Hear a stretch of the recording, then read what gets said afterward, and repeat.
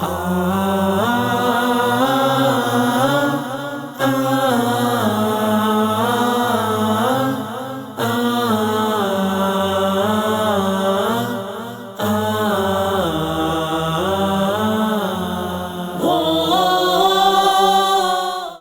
علیکم ورحمۃ اللہ وبرکاتہ۔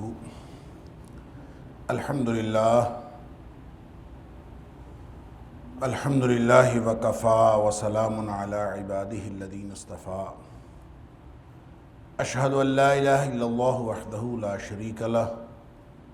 واشہد ان محمدا عبدہ ورسولہ صلی اللہ علیہ وآلہ وسلم۔ اللہم صلی علی محمد وعلی آل محمد کما صلیت علی ابراہیم وعلی آل ابراہیم انکا حمید مجید۔ اللہم بارک علی محمد وعلی آل محمد کما بارکت علی ابراہیم وعلی آل ابراہیم انکا حمید مجید۔ اما بعد فاعوذ باللہ السمیع العلیم من الشیطان الرجیم من ہمزہ ونفخہ ونفثہ۔ بسم اللہ الرحمن الرحیم۔ یا ایہا النبی جاہد الکفار والمنافقین واغلظ علیہم ومأواہم جہنم وبئس المصیر۔ اے نبی صلی اللہ علیہ وآلہ وسلم، آپ جہاد کیجئے کفار کے ساتھ بھی اور منافقین کے ساتھ بھی، وَاغْلُظْ عَلَيْهِمْ، اور آپ ان کے اوپر سختی کیجئے، وَمَأْوَاهُمْ جہنم، اور ان کا ٹھکانہ جہنم ہے، وَبِئْسَ الْمَصِيرُ، اور وہ بہت ہی بری لوٹنے کی جگہ ہے۔ آیت نمبر 73 سورۃ التوبہ، یہاں سے آج کے سبق کا اللہ کے فضل اور اس کی توفیق سے آغاز ہو رہا ہے۔ اور جیسا کہ پہلے یہ بات کئی دفعہ عرض کی جا چکی کہ سورہ توبہ میں بنیادی موضوع تو ہے جہاد، اور خاص طور پر آیت نمبر 38 سے لے کر سورت کے اختتام تک جتنی آیات نازل ہوئی ہیں یہ غزوہ تبوک کے ضمن میں نازل ہوئی ہیں، اور غزوہ تبوک میں جو منافقین کا کردار تھا یہ بالخصوص بیان ہوا ہے، اور بالعموم جو منافقین کا کردار ہے وہ بھی یہاں پہ بیان ہوا ہے، اور ساتھ ہی ساتھ نبی اکرم صلی اللہ علیہ وآلہ وسلم کو اور آپ کے ساتھی اہل ایمان کو وہ ہدایات بھی جاری کی جا رہی ہیں کہ ان کافروں اور ان منافقین کے ساتھ آپ نے برتاؤ کیسا کرنا۔ لہٰذا اسی ضمن میں یہ آیت بہت ہی اہم آیت ہے، اور یہ ڈائریکٹ حکم ہے اللہ کی طرف سے، یا ایھا النبی جاہد الکفار والمنافقین واغلظ علیہم، کہ اے نبی صلی اللہ علیہ وآلہ وسلم آپ کفار کے خلاف جہاد کیجئے اور منافقین کے خلاف بھی جہاد کیجئے، واغلظ علیہم، ان کے اوپر سختی کیجئے، ومأواہم جہنم، ان کا ٹھکانہ جہنم ہے، وبئس المصیر، اور بہت بری لوٹنے کی جگہ ہے۔ یہ آیت بعینہ ہی انہی الفاظ کے ساتھ سورہ تحریم میں بھی آئی، اور سورہ تحریم میں بھی اللہ کریم نے جہاں الگ الگ کافروں کا ذکر کیا، اہل ایمان کا ذکر کیا، منافقین کا ذکر کیا، تو اس آیت کو وہاں پہ بھی اللہ تعالیٰ نے اسی طرح بیان فرمایا ہے، یعنی یہ آیت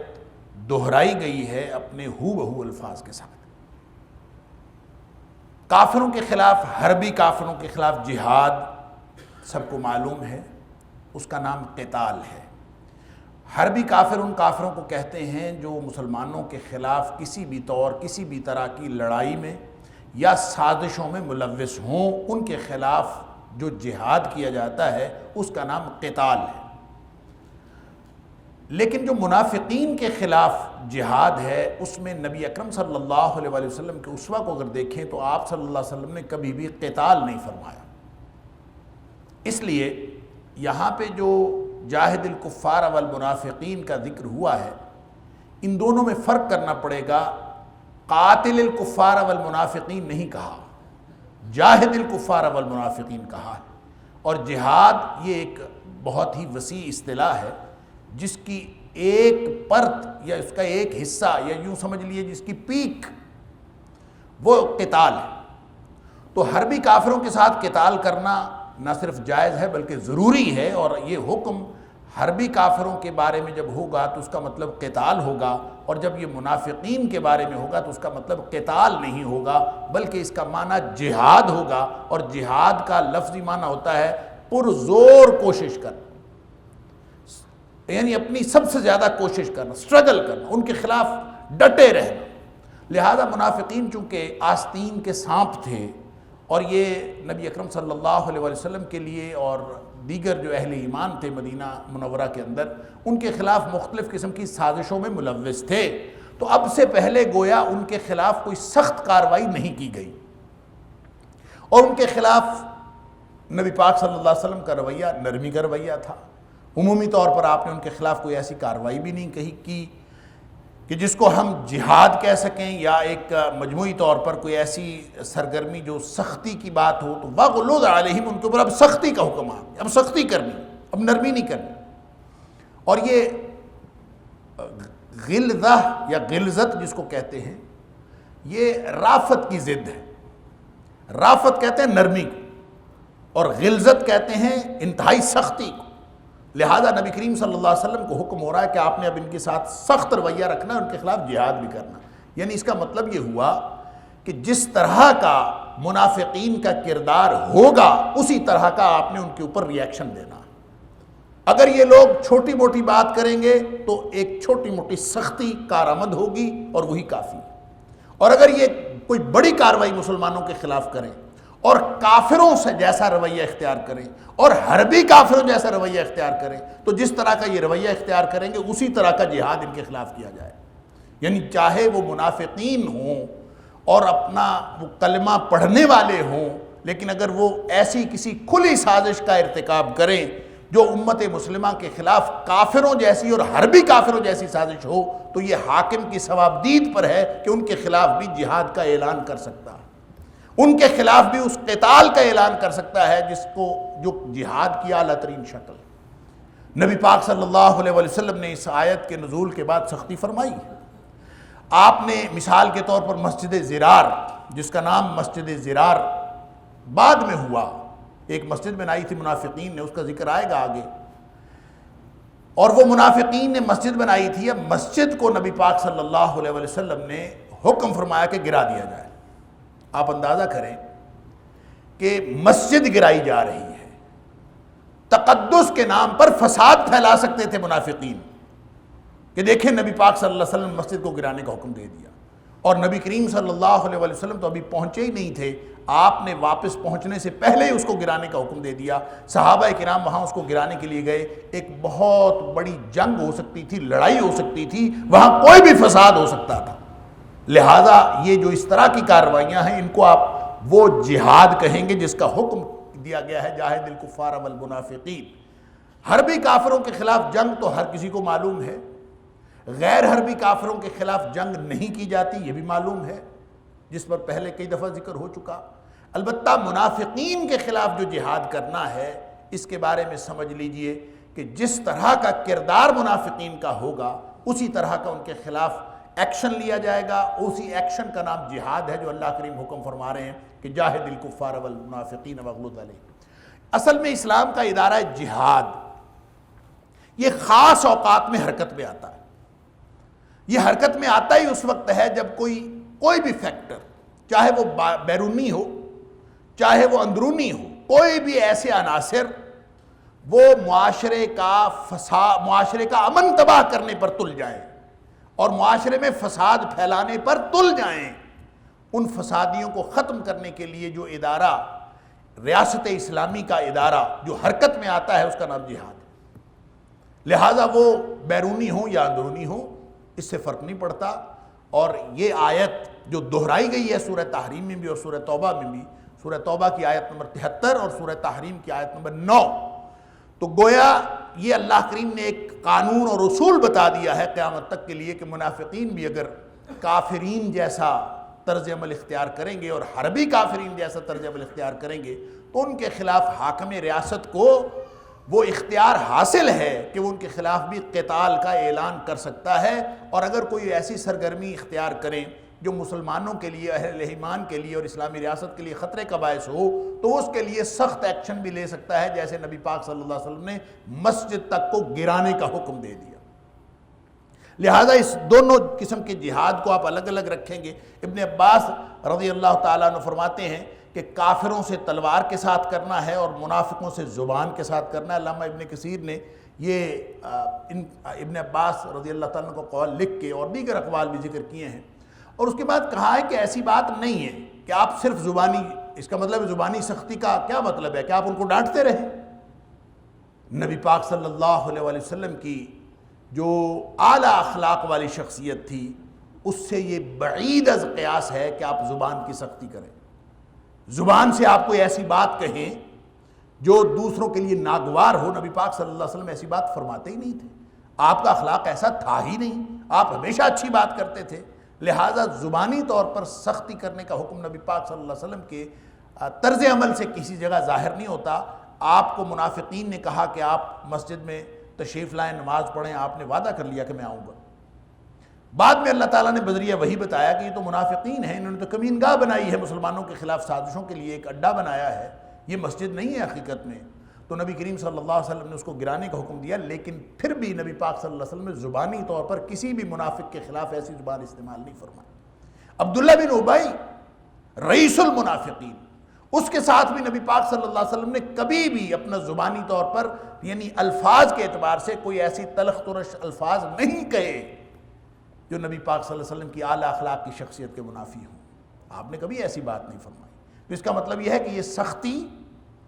وغلظ علیہم، یہ جو سختی ہے یہ ایکشن کی، عمل کی سختی ہے، اور یہ ایکشن لیا جانا چاہیے اگر منافقین امن کو تباہ کرنے پر تل جائیں، چاہے کوئی وہ فرد ہو اور چاہے وہ پورا ایک گروہ ہو، جتھا ہو، اور چاہے وہ اسلام کا نام لیتے ہوں اور کلمہ پڑھتے ہوں، اگر وہ اسلام اور مسلمانوں کو نقصان پہنچانے پر تلے ہوئے ہیں تو ان کے خلاف ایکشن لیا جانا، یہ حاکم ریاست کو حکم دیا جا رہا ہے۔ یہاں نبی اکرم صلی اللہ علیہ وسلم کو حکم ہے، اور یہ ان کے توسط سے قیامت تک کے لیے یہ حکم باقی ہیں۔ تو یہ جہنمی، ومأواہم جہنم، یہ چاہے کافر ہیں اور چاہے منافق ہیں، یہ جہنمی ہیں۔ وبئس المصیر، اور بہت ہی بری لوٹنے کی جگہ ہے۔ اللہ اکبر۔ یحلفون باللہ ما قالوا، یہ اللہ کی قسمیں اٹھاتے ہیں، ما قالوا، انہوں نے کچھ نہیں کہا۔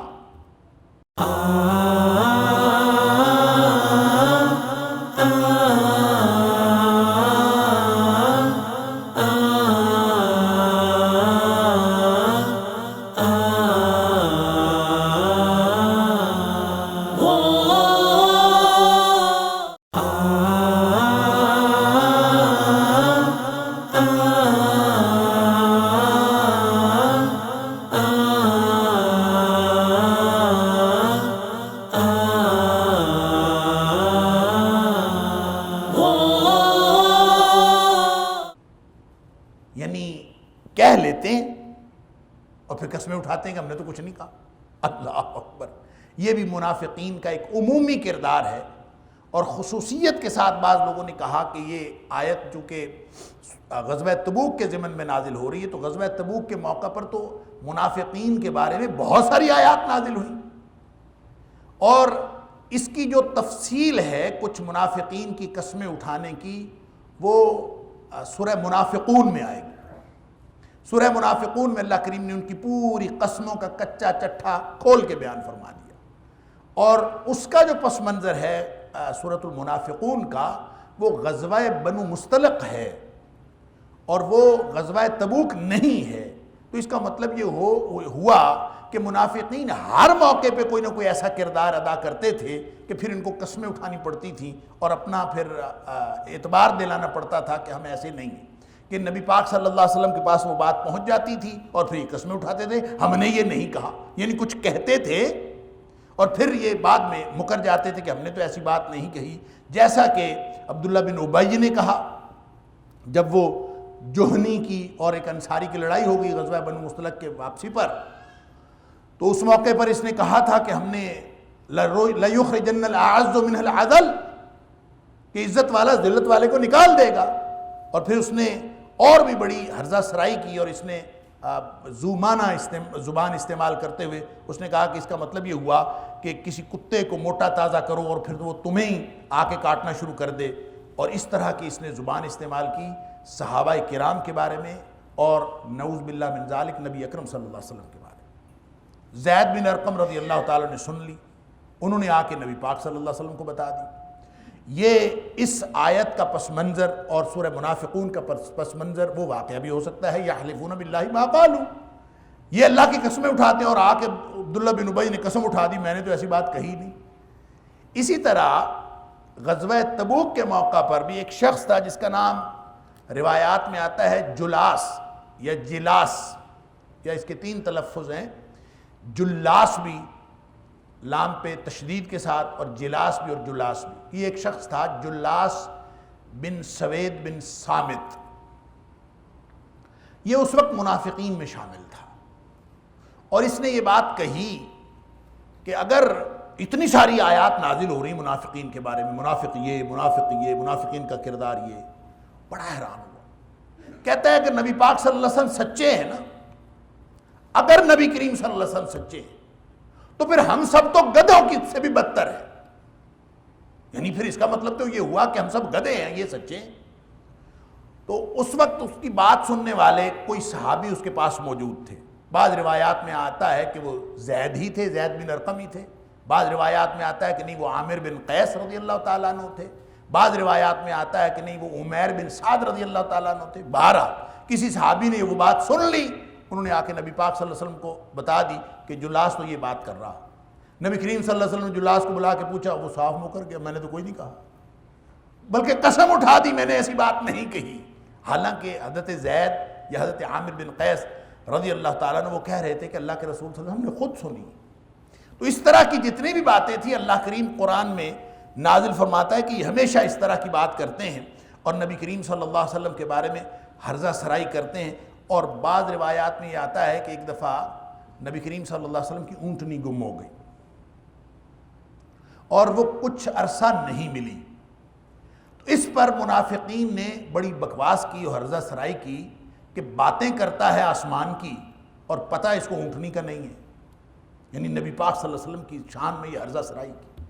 لوگوں نے آ کے وہ باتیں نبی کریم صلی اللہ علیہ وسلم کو بتا دی۔ یعنی متعدد واقعات اس طرح کے ہوتے رہتے تھے کہ یہ بکواس کرتے تھے، ہرزہ سرائی کرتے تھے نبی کریم صلی اللہ علیہ وسلم کی شان میں، اور ہر دور میں ایسے منافقین موجود ہوتے ہیں،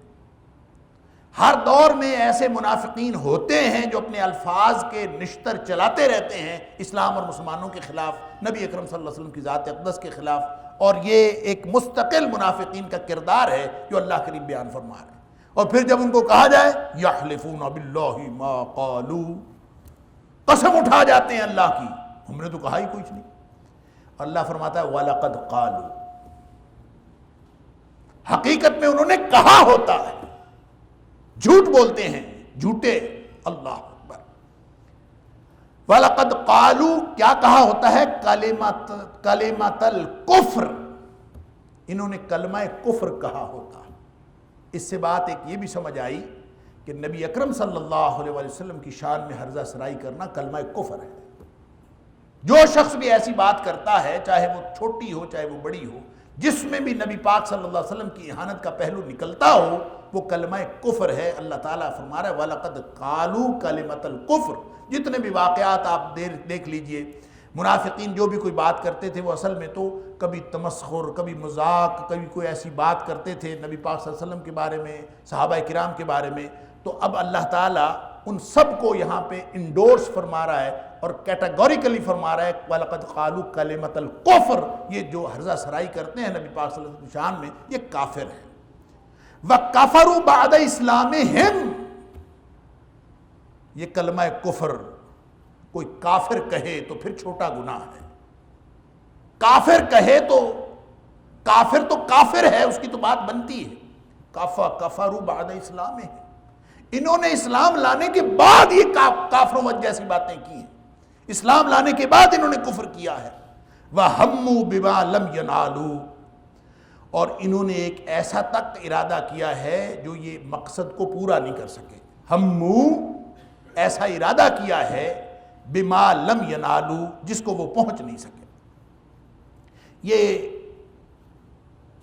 ویسے تو اس کے بارے میں بھی منافقین کے ارادے ہمیشہ خطرناک رہے۔ ایک تو اس کے پس منظر میں یہ واقعہ بیان کیا جاتا ہے کہ عبداللہ بن ابی جو رئیس المنافقین تھا، اس کو یہ مدینے کا سردار بنانا چاہتے تھے، اور نبی کریم صلی اللہ علیہ وسلم تشریف لے آئے، اس کی سرداری کا امکان ختم ہو گیا۔ تو انہوں نے بعد ازاں بھی منافقین نے مل کے ایک تاج پوشی کی ایک تقریب منعقد کرنے کا پروگرام بنایا تھا کہ ہم اس کو سردار بنا لیتے ہیں، بھلے نبی پاک صلی اللہ علیہ وسلم تشریف لے آئے ہیں، بھلے اسلامی ریاست قائم ہو گئی ہے۔ انہوں نے پروگرام بنایا تھا اس کی تاج پوشی کا بعد میں بھی، لیکن کر نہیں سکے۔ اللہ تعالیٰ فرماتا ہے وَهَمُّوا بِمَا لَمْ يَنَالُوا، ارادہ تو انہوں نے کیا تھا، کر نہیں سکے۔ اور دوسرا واقعہ جس کی طرف یہ اشارہ ہو سکتا ہے، اور اکثر مفسرین کا خیال یہ ہے کہ اس کے پس منظر میں وہی واقعہ ہے، اور وہ واقعہ کیا ہے؟ وہ یہ ہے کہ غزوہ تبوک کے ضمن میں چونکہ یہ آیات نازل ہو رہی ہیں، لہذا غزوہ تبوک کے خاص تناظر میں ایک واقعہ ہوا کہ نبی پاک صلی اللہ علیہ وسلم جب واپس تشریف لا رہے تھے غزوہ تبوک سے، تو ایک موقع پر بالکل تنگ گھاٹی تھی جس میں سے صرف ایک اونٹ یا ایک گھوڑا گزر سکتا تھا۔ نبی پاک صلی اللہ علیہ وسلم اس میں سے گزرنے لگے تو آپ گویا باقی ساری اپنی فوج سے الگ ہو گئے، آپ ایسے تھا جیسے تنہا ہی ہو گئے۔ منافقین نے اس موقع پر نبی پاک صلی اللہ علیہ وسلم کی اس تنہائی کو موقع جان کر انہوں نے نبی کریم صلی اللہ علیہ وسلم پر حملہ آور ہونے کی کوشش کی، اور وہ منافقین کتنے تھے، راستے میں چھپ کے کہیں بیٹھے ہوئے تھے، وہ مفسرین لکھا ہے کہ ان کی تعداد 12 تھی، اور انہوں نے اپنے چہرے چھپائے ہوئے تھے اور کپڑا لپیٹے ہوئے تھے تاکہ وہ پہچانے نہ جائیں، کیونکہ تھے تو وہ اندر سے ہی، تو پہچانے جانے کے ڈر سے انہوں نے اپنے وہ کپڑے وغیرہ لپیٹے ہوئے تھے۔ لیکن نبی کریم صلی اللہ علیہ وسلم کے ساتھ 2 جلیل القدر صحابہ کرام موجود تھے، ایک حضرت عمار بن یاسر رضی اللہ تعالیٰ عنہ اور دوسرے حضرت حذیفہ بن یمان رضی اللہ تعالیٰ عنہ۔ نبی کریم صلی اللہ علیہ وسلم کے تحفظ کے لیے جب انہوں نے دیکھا کہ اس طرح کے لوگ اپنے منہ چھپائے ہوئے وہ ان کی طرف آ رہے ہیں، تو یہ پیشگی ان کی طرف بڑھے، یعنی قبل اس کے کہ وہ نبی پاک صلی اللہ علیہ وسلم پر حملہ آور ہوتے، یہ پہلے یہ دونوں جو جانسار صحابہ تھے انہوں نے ان کے اوپر حملہ کر دیا۔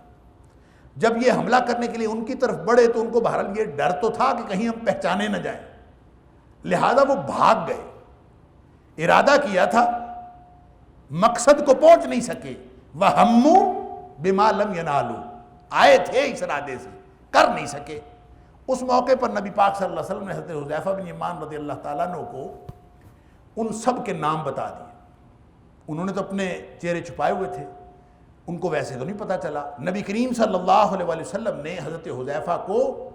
نام بتا دیے کہ یہ کون کون منافق ہیں۔ اللہ اکبر، کیونکہ نبی پاک صلی اللہ علیہ وسلم کو اللہ تعالیٰ نے بذریعہ وحی بتا دی۔ اب یہ جو منافق تھے، آگے چل کے ذکر آئے گا کہ نبی پاک صلی اللہ علیہ وسلم نے رئیس المنافقین عبداللہ بن ابی کا جنازہ پڑھا، اس کے بعد اللہ نے منع کر دیا کہ جنازہ نہیں پڑھنا۔ اس کے بعد نبی پاک صلی اللہ علیہ وسلم کسی منافق کا جنازہ نہیں پڑھتے تھے، صحابہ کرام دیکھتے رہتے تھے کہ نبی پاک صلی اللہ علیہ وسلم جنازہ پڑھتے ہیں کہ نہیں پڑھتے۔ جس کا جنازہ نبی پاک صلی اللہ علیہ وسلم نہیں پڑھتے تھے، صحابہ کو پتہ چل جاتا تھا کہ یہ منافق ہے، کیونکہ نبی پاک صلی اللہ علیہ وسلم منع کیا تھا حضرت حذیفہ کو یہ نام بتانے نہیں ہیں لوگوں کو، یہ راز تھا۔ صاحب سر النبی، نبی پاک صلی اللہ علیہ وسلم کے راز رکھنے والا، یہ لقب ملا حضرت حذیفہ بن یمان رضی اللہ تعالیٰ عنہ کو۔ اور کہتے ہیں کہ عمر فاروق رضی اللہ تعالیٰ عنہ کے دور تک، حضرت عمر فاروق رضی اللہ تعالیٰ کو بندہ فوت ہوتا تھا تو حضرت حذیفہ کو دیکھتے تھے حضرت عمر فاروق رضی اللہ تعالیٰ کہ حضرت حذیفہ اس کا جنازہ پڑھتے ہیں کہ نہیں پڑھتے۔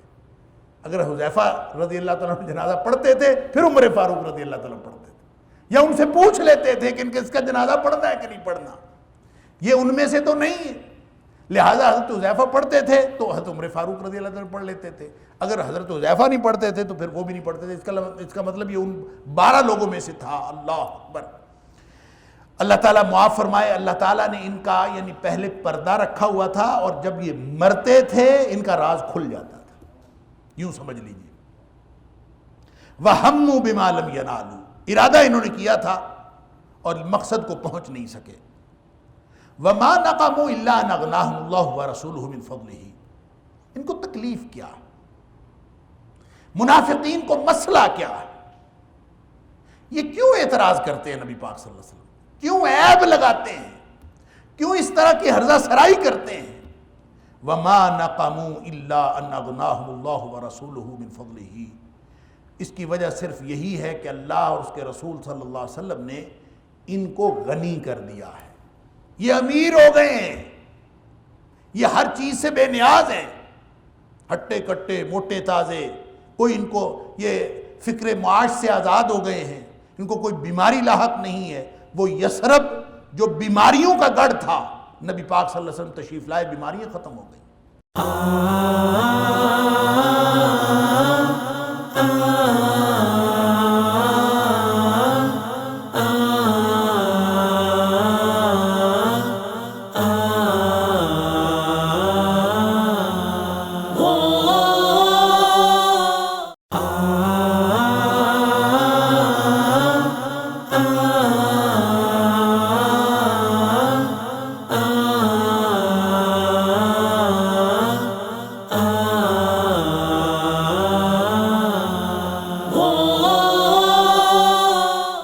وہ مدینہ منورہ بن گیا،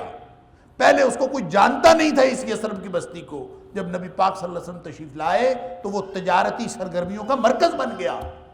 اور اس تجارتی سرگرمیوں کے مرکز بننے کی وجہ سے وہاں کے لوگوں کے اندر خوشحالی آ گئی۔ اب یہ سب کچھ خوشحالی آنے کے بعد اب ان کو تکلیف ہوتی ہے اور یہ اعتراض کرتے ہیں۔ ناکامہ اصل میں کہا جاتا ہے عیب لگانا، برا سمجھنا، یا اعتراض کرنا، دشمنی رکھنا، عناد رکھنا، اسی سے انتقام ہے، جو باب افتعال سے انتقام۔ بہرحال انتقام کا معنی بدلہ لینا یا رد عمل دینا بھی ہو سکتا ہے، لیکن یہاں ناکام دشمنی رکھنا، اعتراض کرنا، برا سمجھنا۔ یہ کیوں برا سمجھتے؟ کیوں ان کو مسلمان اچھے نہیں لگتے؟ حالانکہ مسلمانوں کے آنے سے، نبی پاک صلی اللہ علیہ وسلم کے تشریف لانے سے تو ان کو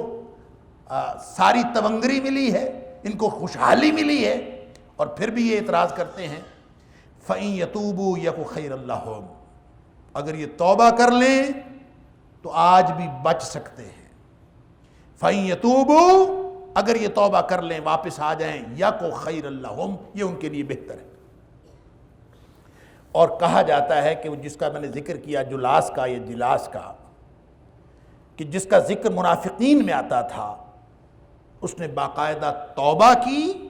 اللہ نے اس کی توبہ قبول فرمائی، انتہائی مخلص مسلمان کی حیثیت سے اور ایک صحابی رسول کی حیثیت سے اس کی موت آئی۔ جلاس رضی اللہ تعالی عنہ بن گئے توبہ کرنے کے بعد۔ اس کا مطلب یہ ہوا کہ چاہے کوئی کافر ہو، چاہے کوئی منافق ہو، توبہ کی گنجائش اس کے لیے موجود ہے۔ توبہ ایک ایسا عمل ہے، ایک ایسا تطہیر کا اور پیوریفیکیشن کا ایک نظام ہے کہ کوئی بھی شخص اس میں سے، اس دروازے میں سے گزرے صحیح، اللہ تعالیٰ اس کے سارے گناہ معاف کر دیتا۔ فَإِن يَتُوبُوا، اگر یہ واپس آ جائیں، ہیں مجرم، ہیں یہ جہنمی، اوپر فرما دیا جہنمی ہے، بئس المصیر، برا ٹھکانہ ہے اس کی جس کی طرف انہوں نے جانا ہے، اگر یہ توبہ کر لیں تو آج بھی بچ سکتے ہیں۔ اللہ اکبر۔ وَإِن يَتَوَلَّوْا يُعَذِّبْهُمُ اللَّهُ عَذَابًا أَلِيمًا فِي الدُّنْيَا وَالْآخِرَةِ، اور اگر یہ منہ پھیرتے ہیں اور اسلام کی دعوت کی طرف پھر بھی نہیں آتے، توبہ کی طرف پھر بھی نہیں آتے، يُعَذِّبْهُمُ اللَّهُ عَذَابًا أَلِيمًا فِي الدُّنْيَا وَالْآخِرَةِ، اللہ ان کو دنیا میں بھی سزا دے گا، اللہ تعالیٰ ان کو آخرت میں بھی عذاب دے گا، اور دردناک عذاب ہوگا ان کے لیے۔ وَمَا لَهُمْ فِي الْأَرْضِ مِنْ وَلِيٍّ وَلَا نَصِيرٍ، اور روئے زمین پر ان کا نہ کوئی کارساز ہوگا اور نہ ہی ان کا کوئی مددگار ہوگا۔ وَمِنْهُمْ مَنْ عَاهَدَ اللَّهَ لَئِنْ آتَانَا مِنْ فَضْلِهِ لَنَصَّدَّقَنَّ وَلَنَكُونَنَّ مِنَ الصَّالِحِينَ، ان میں سے کچھ ایسے لوگ بھی ہیں جنہوں نے وعدہ کیا تھا اللہ کے ساتھ۔ من عاہد اللہ، انہوں نے اللہ سے وعدہ کیا تھا، لَإِنْ آتَانَا مِنْ فَضْلِهِ، اگر اللہ ہمیں عطا فرما دے اپنے فضل سے، یعنی امیر کر دے، ہمارے پاس خوشحالی آ جائے، وہی خوشحالی جس کا ذکر ہو رہا ہے۔ وہ خوشحالی دیکھیں، ایک تو خوشحالی کا مطلب وہ ہے یا اللہ کے فضل سے ان کو جو غنا ملا، اس کا مطلب یہ ہے کہ مدینہ تجارتی مرکز بنا، جو میں نے ابھی عرض کیا، یثرب کی بجائے مدینہ منورہ بنا، ان کو تندرستیاں ملی، ان کو خوشحالی ملی، تونگری ملی، اور تجارتی سرگرمیوں کی وجہ سے مالی طور پر بھی خوشحال ہو گئے، ان کی تنگدستی ختم ہو گئی۔ دوسرا اس کا یہ بھی مطلب ہے کہ نبی پاک صلی اللہ علیہ وسلم ان میں سے جو غریب لوگ تھے، ان کو چونکہ زکوٰۃ اور صدقات وغیرہ کا جو نظام تھا، اور تؤخذ من اغنیائہم فترد الی فقرائہم، وہ سارے صدقات واجبہ ہوں یا صدقات نافلہ ہوں، وہ سارے امیروں سے غریبوں کی طرف جاتے ہیں، اور معاشرے کے اندر ایک ایسی سٹیبلٹی آتی ہے کہ غریب کا معیار زندگی بھی بلند ہوتا ہے۔ تو یہ وہ بھی ایک سسٹم کی طرف بھی اشارہ ہے، اس نظام کی طرف بھی اشارہ ہے کہ اللہ تعالیٰ نے ایسا نظام دیا ان کو گردش دولت کا کہ دولت صرف امیروں کے پاس نہیں رہی بلکہ غریب بھی امیر ہو گئے، ان کا معیار زندگی بھی بلند ہو گیا۔ وعدہ کیا ہوا تھا اللہ کے ساتھ کہ ہم اگر ہمارے ساتھ خوشحالی ہو جائے، ہمارے پاس پیسے آ جائیں، جیسے اکثر لوگ کہتے ہیں ہمارے پاس پیسے آ جائیں نا میں بڑا صدقہ کروں، میرے پاس پیسے آ جائیں میں بہت صدقہ کروں۔ اسی طرح انہوں نے کہا تھا لَنَصَّدَّقَنَّ، لازماً ہم صدقہ کریں گے، وَلَنَكُونَنَّ مِنَ الصَّالِحِينَ، اور لازماً ہم صالح لوگوں میں سے ہو جائیں گے۔ یہ وعدہ کرتے تھے۔ اللہ اکبر۔ فَلَمَّا آتَاهُم مِّن فَضْلِهِ، اور جب اللہ تعالیٰ نے عطا فرما دیا اپنے فضل سے، بَخِلُوا بِهِ، تو پھر انہوں نے کنجوسی کی، پھر بخیلی پر اتر آئے۔ پہلے وعدے تھے کہ ہم بڑے صدقے کریں گے، بڑے ہی اللہ کے راستے پہ خرچ کریں گے، لیکن جو ہی اللہ تعالیٰ نے عطا فرما دیا تو پھر ان کے حالات بالکل مختلف ہو گئے۔ وَتَوَلَّوْا وَهُمْ مُعْرِضُونَ، اللہ پھر ٹالم ٹول کر کے منہ پھیرنے پر اتر آئے۔ وَتَوَلَّوْا، منہ پھیر لیا، وَهُمْ مُعْرِضُونَ، ان کو پرواہ بھی نہیں تھی، بالکل بے نیازی سے انہوں نے منہ پھیر لیا۔ اس کے بارے میں بعض لوگوں نے لکھا ہے، علامہ ابن کثیر علیہ الرحمہ نے بڑی تفصیل کے ساتھ، اور مختلف مفسرین نے ایک روایت بڑے تسلسل سے بیان کی ہے، اور وہ ہے ثعلبہ بن حاطب رضی اللہ تعالیٰ عنہ کے بارے میں۔ ایک صحابی تھے، انصاری صحابی، ان کے بارے میں کہتے ہیں کہ یہ روایت مختلف کتابوں میں موجود ہے اور مفسرین نے نقل بھی کی ہے کہ وہ غریب تھے اور نبی پاک صلی اللہ علیہ وسلم کے پاس آتے تھے اور آ کے کہتے تھے کہ اللہ کے رسول صلی اللہ علیہ وسلم آپ میرے لیے دعا کریں، اللہ تعالیٰ مجھے مال عطا کرے، مجھے امیر کر دے، اور میں امیر ہو گیا تو بڑے صدقے کیا کروں۔ نبی کریم صلی اللہ علیہ وسلم نے ان کو سمجھایا کہ امیری، دولت یہ کوئی چیز نہیں ہے، یہ امتحان ہے، تو اس کی آپ خواہش نہ کرو، اور یہ بھی بتایا کہ مجھے بھی اللہ نے اختیار دیا تھا کہ اگر اے محمد صلی اللہ علیہ وسلم آپ چاہیں تو سونے اور چاندی کے پہاڑ آپ کے پیچھے پیچھے چلیں، مجھے بھی اللہ نے اختیار دیا تھا، میں نے نہیں لیا تو تم کیوں مانگتے ہو تمنگری، نہ مانگو۔ لیکن وہ بار بار آتے رہے، بار بار آتے رہے، یہ ایک روایت میں عرض کر رہا ہوں، بار بار آتے رہے، نبی پاک صلی اللہ علیہ وسلم بالآخر ان کے لیے دعا کر دی کہ اللہ یہ ثعلبہ کو مال دے دے۔ اللہ تعالیٰ نے مال دے دیا۔ شروع میں مدینہ کے اندر ہی جہاں ان کا گھر تھا، اللہ نے اتنے جانور ان کو دے دیے، پھر وہ پورے نہیں آتے تھے، پھر یہ شہر سے باہر چلے گئے، شہر سے باہر چلے یعنی مدینہ سے باہر انہوں نے جا کے اپنا ڈیرا بنا لیا۔ وہاں آہستہ آہستہ یہ اپنے مال میں، مال و اسباب میں، مال و دولت میں اس قدر مشغول ہوئے کہ شروع میں ظہر اور عصر کی نماز آ کے پڑھ لیتے تھے، باقی 3 نمازیں وہیں پڑھتے تھے، آہستہ آہستہ وہ بھی گئیں، پھر جمعے کے جمعے آ جاتے تھے، پھر جمعہ بھی گیا، اور بالکل یہ اس سے یعنی غافل ہو گئے، اور یہ مال ان کے لیے فتنہ بن گیا۔ اور بعض لوگوں نے اس روایت کے اندر یہ بھی شامل ہے کہ پھر نبی پاک صلی اللہ علیہ وسلم نے زکوٰۃ لینے کے لیے جب عامل کو بھیجا تو انہوں نے زکوٰۃ دینے سے بھی انکار کر دیا۔ ایک دفعہ زکوٰۃ دینے سے انکار کیا، بعد میں ان کو خیال آیا، پھر یہ زکوٰۃ لے کے آئے، نبی کریم صلی اللہ علیہ وسلم کو پیش کی، آپ نے زکوٰۃ لینے سے انکار کر دیا۔ پھر بعد میں صدیق اکبر رضی اللہ تعالیٰ عنہ کے دور میں انہوں نے زکوٰۃ پیش کی، انہوں نے کہا کہ جو زکوٰۃ نبی پاک صلی اللہ علیہ وسلم نے نہیں لی میں کیوں لوں، انہوں نے بھی نہیں لی۔ عثمان غنی، عمر فاروق رضی اللہ تعالیٰ عنہ کو دی، انہوں نے بھی نہیں لی۔ اچھا، یہ ایک واقعہ مفسرین نے لکھا ہے، اور یہ لکھا ہے کہ یہ آیت ان کے بارے میں نازل ہے۔ علامہ قرطبی علیہ الرحمہ نے ان واقعات کو ذکر کیا، یہ واقعہ بھی لکھا ہے، لیکن یہ واقعہ لکھنے کے بعد وہ کہتے ہیں کہ یہ واقعہ ایک تو سند کے اعتبار سے انتہائی ضعیف، اس کا کوئی بھی ایسا چینل نہیں ہے جو قابل اعتبار ہو، ایک تو بات یہ، اور دوسری بات یہ ہے کہ ثعلبہ بن حاطب رضی اللہ تعالیٰ عنہ یہ بدری صحابی ہیں اور انصاری ہیں، اور بدری صحابی کے بارے میں یہ کہنا کہ وہ بعد میں منافق ہو گیا تھا، اور بدری صحابی کے ایمان کی گواہی تو اللہ نے دی ہے، اور بدری صحابہ کے ایمان کی گواہی تو نبی کریم صلی اللہ علیہ وسلم نے دی ہے، لہٰذا ان کے بارے میں اس طرح کی روایت جس کی سندن بھی کوئی حیثیت نہیں ہے، اس روایت کو بنیاد بنا کر اس آیت کو کہ مصداق ثعلبہ رضی اللہ تعالیٰ عنہ کو قرار دینا یہ درست نہیں، لہٰذا یہ بڑی درست بات ہے کہ اگرچہ مفسرین یہ بات لکھی ہے لیکن یہ درست نہیں ہے، اور یہ پھر کن منافقین کے بارے میں ہے، پھر نام لکھے ہیں علامہ قرطبی نے باقاعدہ، اس میں جد بن قیس ایک منافق جو پکا ٹھکا منافق تھے اس کے بارے میں آئی، معتب بن قشیر، یہ دو منافقین تھے، اور اس طرح کے اور بھی منافقین تھے، اس طرح کی باتیں کیا کرتے تھے، اور ان کو بعد میں تونگری ملی اور وہ لوگ پھر گئے، اور ان جو لوگ اللہ کے وعدے سے پھرے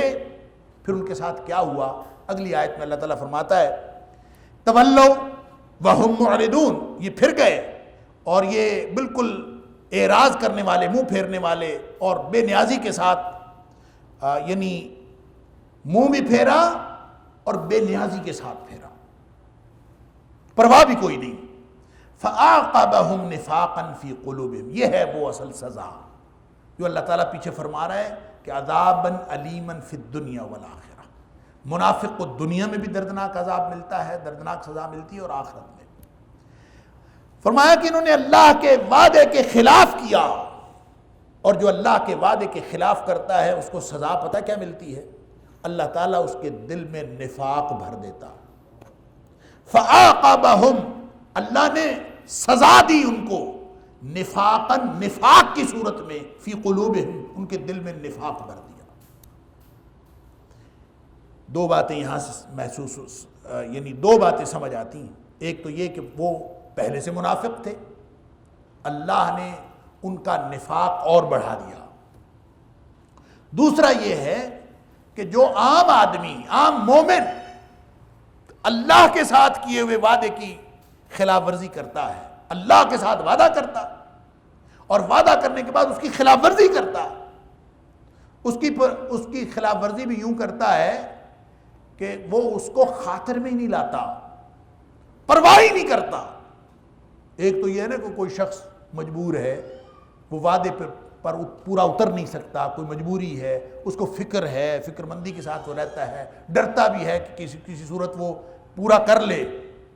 لیکن وہ پورا کر نہیں سکتا۔ ایک یہ ہے کہ وَتَوَلَّوْا وَهُمْ مُعْرِضُونَ، اس طرح سے منہ پھیرنا کہ پرواہ بھی نہ کرنا، جو اللہ کے وعدے کے ساتھ ایسا کرتا ہے اللہ تعالیٰ اس کے نتیجے میں نفاق اس کے دل میں بھر دیتا۔ اللہ اکبر۔ لہذا دیکھ لیجئے یہ کسی قوم کی بات ہو یا کسی فرد کی بات ہو، یہ اللہ کا قانون بیان ہو رہا ہے کہ اللہ تعالیٰ ان کے دلوں میں نفاق بھر دیتا ہے جو اللہ کے وعدے کے خلاف کرتے ہیں۔ وعدہ اللہ سے کیا تھا کہ لَنَصَّدَّقَنَّ، ہم لازماً صدقہ کریں گے، وَلَنَكُونَنَّ مِنَ الصَّالِحِينَ، اور ہم صالحین میں سے لازماً ہو جائیں گے۔ فَلَمَّا آتَاهُم مِّن فَضْلِهِ، جب اللہ نے عطا فرما دیا، بَخِلُوا بِهِ، کنجوسی پر اتر آئے، بخیلی پر اتر آئے۔ اللہ اکبر۔ وَتَوَلَّوْا، اللہ کے وعدے سے یوں منہ پھیرا، وَهُم مُعْرِضُونَ، توجہ بھی نہیں کی کہ اللہ کا وعدہ کیا تھا اور کیا نہیں، ہوا میں اڑا دیا۔ اب اندازہ فرمائیے،